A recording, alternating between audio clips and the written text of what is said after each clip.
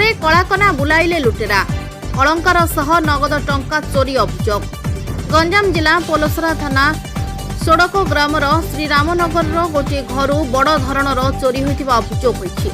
Grammar Jitendra Behera नामक व्यक्ति घर चोरी होइतिबा बेले परिवार लोके घरे शोइतिबा समय किछि दुर्बृत्त घर पछपट कबाड़ भांगी घरे पशि गडरेज भांगी सुना अलंकार 15 भरी एवं रूपा अलंकार सह नगद 35,000 टंका चोरी करी फेरार मारिछथि। परिवार लोके सकाळ उठी गडरेज भांगी पड़िथिबार देखि पुलिस को खबर देबा सह एनै पोलसरा थाना रे लिखित अभियोग करा जायछि। अनेपटे पुलिस घटनार तदंत चलाइथिबा बेले काहार एही चोरी पछरे संपृक्ति अछि ताकू खोजुछि पुलिस। Bureau report JMD news.